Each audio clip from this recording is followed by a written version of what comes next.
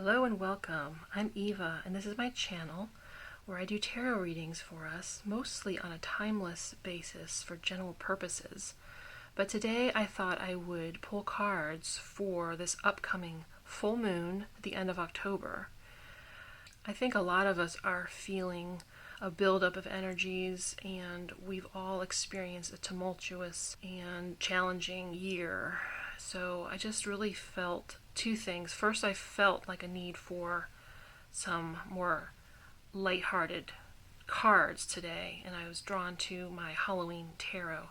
And that's actually what put it in my mind to go ahead and do a reading for Halloween, more or less, for this full moon on Halloween on October 31st this year. It's also a blue moon, meaning it's the second full moon of the month, and we don't get those very often. So it just altogether here in Scorpio season and everything feels like an auspicious time. And I was really curious what kind of reading I would get, so I thought I'd go ahead and share that. I did already look at all these cards, but I kind of wanted to get into them little by little here, and then I will pull a few more. So I started off with this card, the Sun card. It flipped over while I was shuffling the other cards, and it came up when I was saying to myself, to Spirit really, that it feels like, we're just experiencing such a sticky time period right now, a real difficult set of energies right now. And this card popped over as soon as I said that. And the Sun card in tarot is one of the most joyous cards. It's a card of full illumination, of the kind of warmth and hope you think of when you think of the sun. It's very much a card carrying divine love and energy and warmth, and all the things that grow in the sun give us life, right? So it's a life-giving card. Here in this deck we have a two-headed ogre. I don't know if you can see that so well, and he's napping. It looks like he's had a good feasting night. He's still got a bone in one of his mouths here. And there's this, beautiful crop of sunflowers right outside of his cave. The sun is rising right outside of his cave. You get the sense that the night of terrors is over and the new day is dawning, and it's full of hope because you've got all these blooming sunflowers here. Even the bat up in the corner here, I'll turn the card over for a second. The bat is a little mama bat with a baby at her chest here, and she's giving this happy yawn. And we have some shrunken heads, some cave drawings.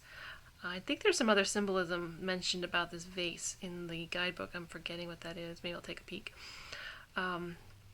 So it's overall a very encouraging card for us at this time. The Sun card is thought of as the card speaking of success, and along with the World card, it's a card of, being in your full glory, and experiencing the glory of the Creator, and just having peace and having to being able to take a break and laze about, if you want, laze about on the beach, or laze about in your garden, or just no worries. It's a card of your worries are over. So, at least for the time being, which I think is very satisfying to see. These are the three cards that are the primary reading here. And we have the Two of Pumpkins at the top in the focal point, and below it we have the Three of Bats, or Three of Swords, and the Knight of Pumpkins. The pumpkins are the pentacle suit, also representing earth, just as the bats represent air. Yeah, so what I'm seeing here is a focus on having to balance something in your life, a juggling between this lit up and happy jack-o'-lantern and this more dark and frightening jack-o'-lantern. So in the lemnicet or eternity symbol here can indicate that this is something that you know about and have been dealing with for a long time, and it may just be life in general. I have read a little bit lately on balance. There's a card in a deck called the Korea Magician's deck, and it has a pure balance card, which is in one of my other readings. I think it's the one on the creative life. And in that deck, it talks about how there's this angelic being at the center of creation. and that angelic being is there to keep a balance between creation and destruction. And I think that's a really interesting idea right now with, how in the northern hemisphere we're entering the darker time of the year and all that implies. And in the southern hemisphere we're entering the brighter time of the year. And there's always this balance between light and dark. And I think we really feel that in the world right now. I think there's really this sense, especially in 2020, of this struggle between what's good and right and healthy and good for everyone and positive, and what is all the opposites of that. What is in shadow? What is hidden? What are people doing that is harmful? What are our politicians doing that are they're keeping hidden, that's not good for everyone? I just feel like we feel a lot of tension this way, a lot of duality between good and bad, or light and dark, and so forth.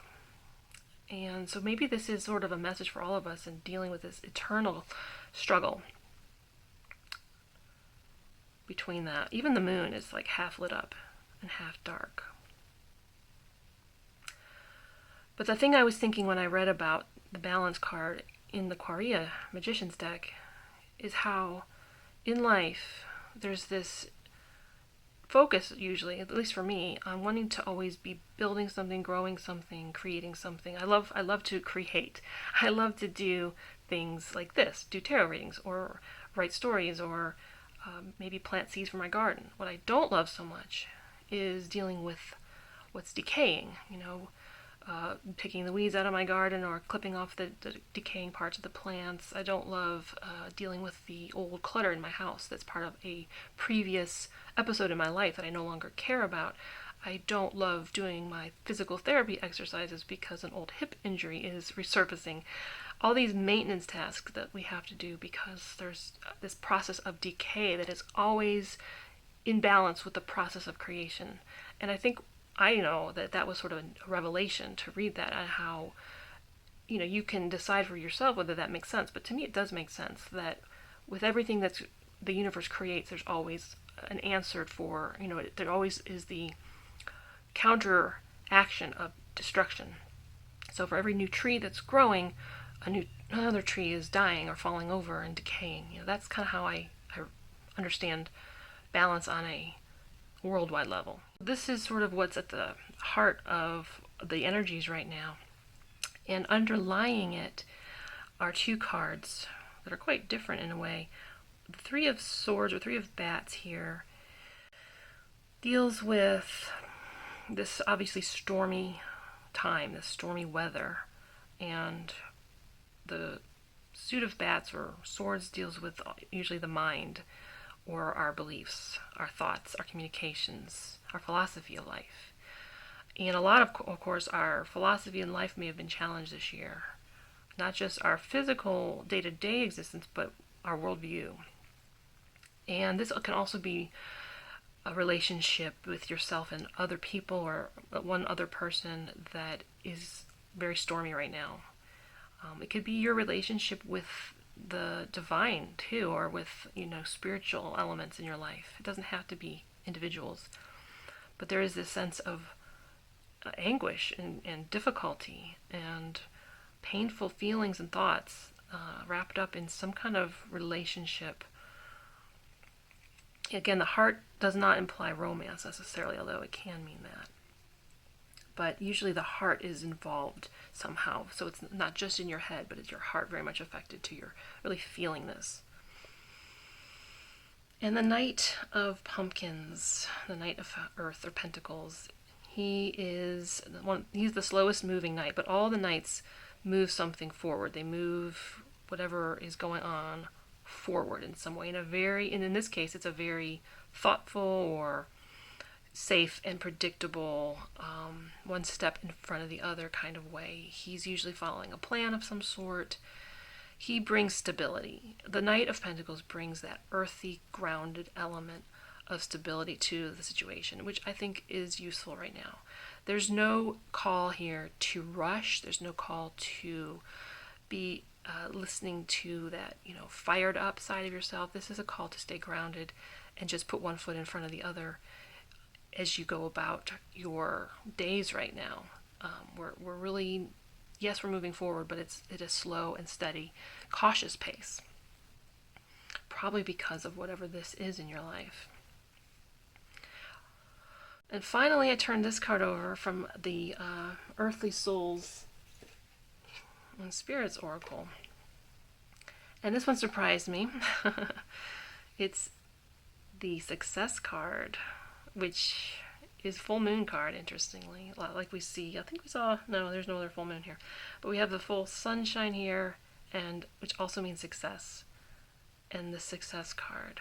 This is a beautiful painting here. I just love this deck full of paintings. And that's also a very warm and hopeful card. So altogether, yes, we have some difficulty between light and dark and pain. But we're moving towards success. The day after looks a lot rosier than the present. Now I'm going to pull some more cards. The Halloween Oracle here. Let's see what the Halloween Oracle has for us. I know this is kind of everywhere right now, but it is so much fun. What do you have for us? Great Spirit from the... Whoops. One went flying. I'm going to take the one that went flying and get another one. We have Ancestors. The love and legacy of our DNA. I like that.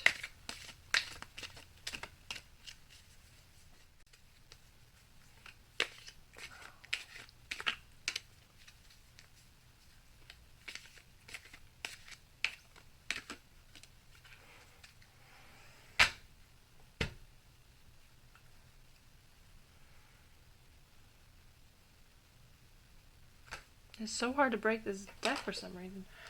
Okay, I'm going to take these two. We have a lot of cards here, but why not? So, beautiful. Ancestors, Cauldron, Hearth.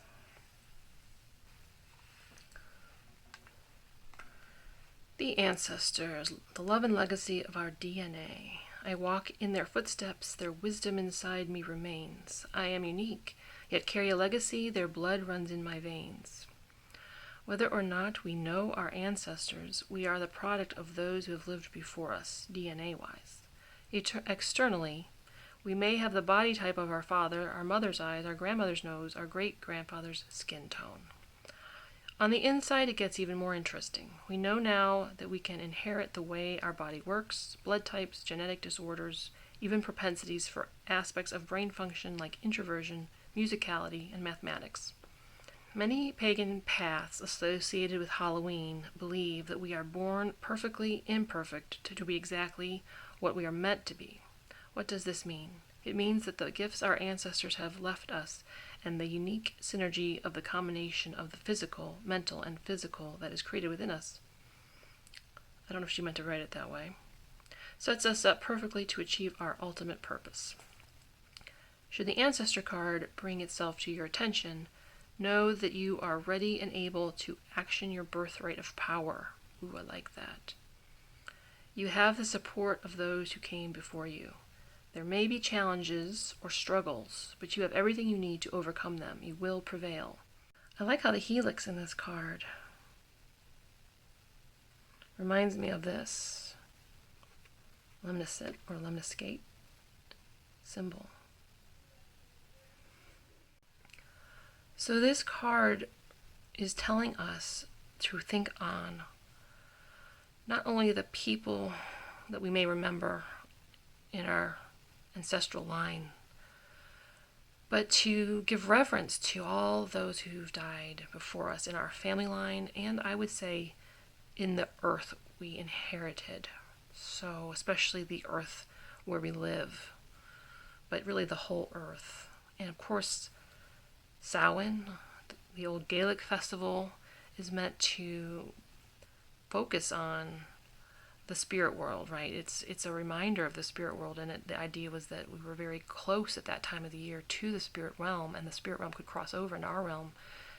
So there's definitely a strong sense of taking time to acknowledge those who've come before us and what they might be drawing forward in you, what gifts especially, what calling, what purpose they are trying to get you to focus on or embrace, and to know that you have a birthright to that power, that they are empowering you to step into your power and reach your success. Now let's look at cauldron. Synergy and healing. Where all things come together under pressure, flowful synergy. A new thing is created, a crucible of infinity. Ooh. A typical depiction of a witch sees her standing over a boiling cauldron, slowly stirring the bubbling and mysterious contents. As she stirs the enormous metal pot over the raw flames, she cackles and incants commands to all the elements, transforming the contents into something magical. Cauldrons were commonly used in ancient and medieval times for everything from the nightly meal to the making of medicines. This family crucible was usually placed within the hearth of the home, making it an essential part of the gathering of family. Before we move on, I just want to say we have that card too.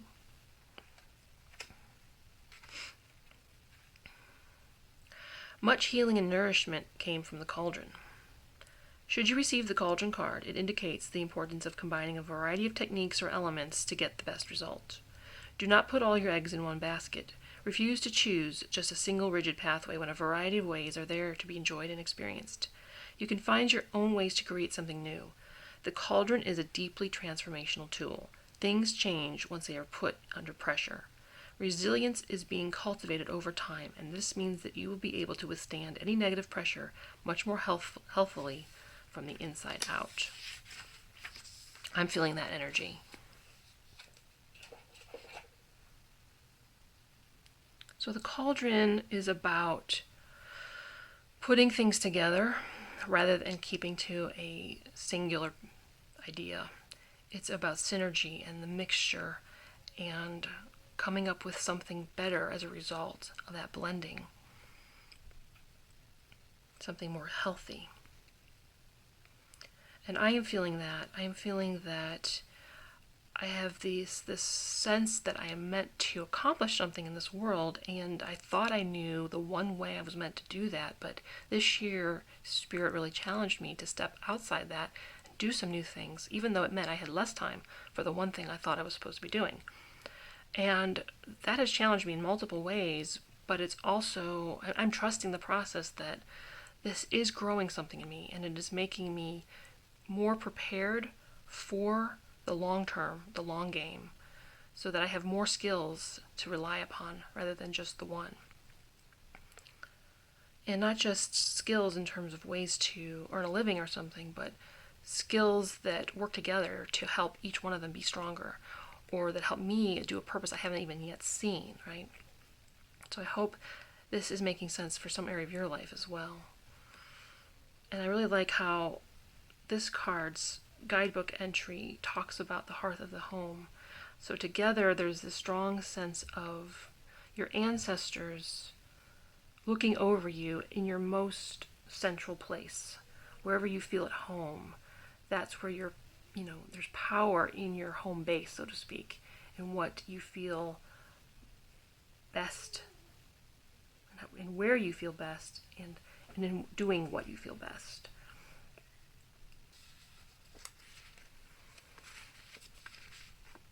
The Hearth Card. Happiness in our hearts and homes. The heart of every home, the fire that unites. Winter's warmth centers, stories, love, and delights. The ancient Romans believed that every home had a heart, and it was the hearth. Where the fire burned, the family gathered for sustenance, communication, and protection. This concept was so important to the culture that there was a huge city hearth, the Vestal Temple, where the fire of the home goddess Vesta burned forever without ever going out. This sacred flame was protected by the soldiers with their very lives should there be an invasion. The place where the goddess Vesta was honored within every ordinary home was also the hearth, and it is where women prepared food and cooked. Some of the food was always offered back into the fire as an offering to Vesta for her blessing and protection. Often husbands were sent away on military duty for years on end, and their wives at home were not just expected to keep the home and often the business running, but to wait for their husbands faithfully until their return. They prayed to Vesta to ensure their family members' safe return and to keep the fires of love stoked. The saying, "keep the home fires burning," was inspired by this practice. Should the Hearth Card appear in your divination, you are being asked to look to your idea of what home and family is for you. Take the time to build up your love fire and have it burning brightly. Make your relationships a priority. If there's conflict within your home and family, it is time to take concrete steps to address the issue for good. If you or a member of your family is away from home due to travel or work, know that protection is being given.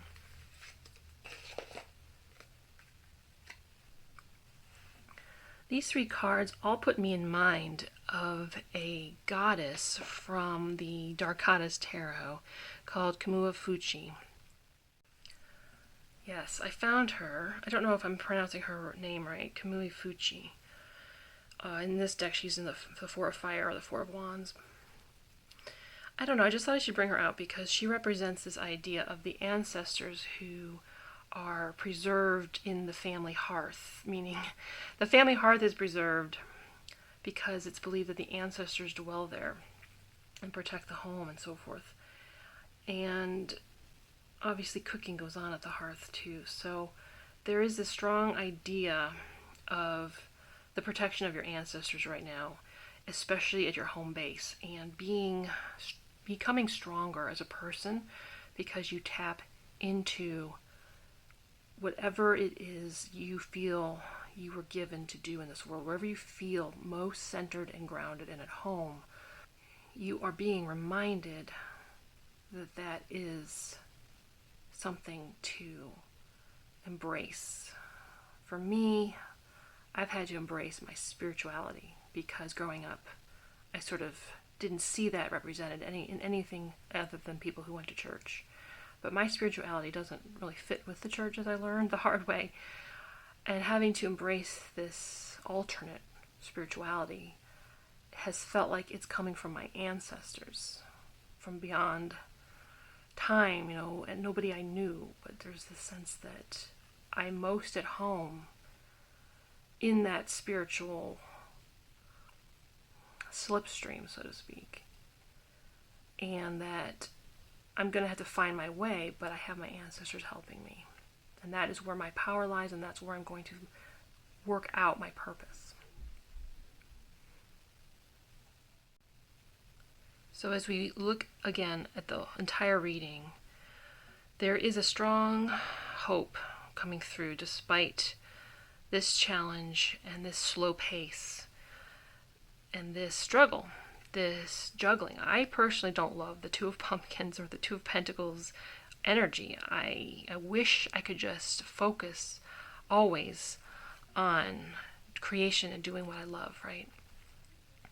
But the reality is we have to tend to the darker side of ourselves and the decaying side of life. We have to tend to what is falling into decay. Not to stop it from decaying necessarily, but to honor it. And just like we honor those who've died already, we have to somehow honor death and destruction and in its own what it asks of us. It doesn't ask the same things of us that creativity asks of us, but it is a balance. And I think 2020 has really asked us to look more at this side of things rather than just at the hope and where we want to go. We have to balance that. So as much as that is the case, we at least do have cards of hope on the table and very strong energies of blessing and power and mixing something up that will be stronger in the long run, taking the disparate parts of this year of your life right now and finding the healing and finding a way forward with that healing to the kind of success your ancestors can see for you, that you have always longed for. I think that is all for our Samhain Halloween October 31st reading.